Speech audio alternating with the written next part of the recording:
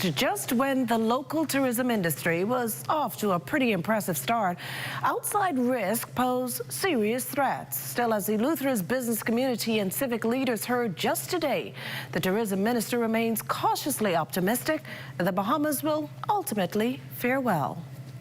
Eleuthera is said to be poised for its best era ever, and Deputy Prime Minister and Minister of Tourism, Investments and Aviation, the Honourable Chester Cooper's confidence is based on the island pulling in nearly 18,000 stopover visitors for the first 2 months of 2025. That's 34% more than it did during the same period last year.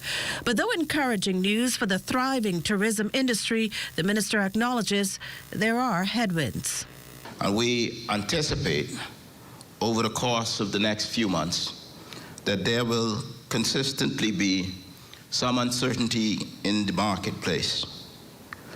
Yesterday and today, the world is swirling as a result of the tariff wars, which is going to result in an increase in the overall cost of living, particularly for Americans. And you would know that 80% of our tourists come from the USA. And therefore, this will have some resulting impact on our major industry.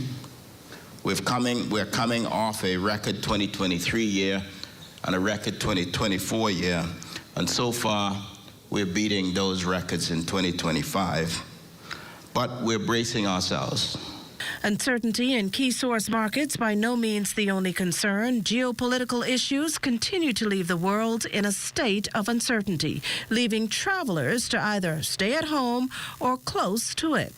Close to its source market, though, officials are confident that the Bahamas will continue to fare well. But there's also the issue of that dreaded updated U.S. travel advisory for the Bahamas. Whilst the level of the advisory has not changed, there's been concerns expressed, particularly about jet ski operators in Nassau. And whilst these advisories tend to have less impact on places like Eleuthera and Exuma and the other family islands, we ought to be aware that there are many people in the world who do not understand the geography of the Bahamas, and when they hear the Bahamas, they think Nassau, and when they hear Nassau, they think that that is the entirety of the Bahamas, not being aware of our archipelago. And therefore, sometimes there is that impact. According to the minister, all in all, this reinforces the message that tourism must always be everyone's business.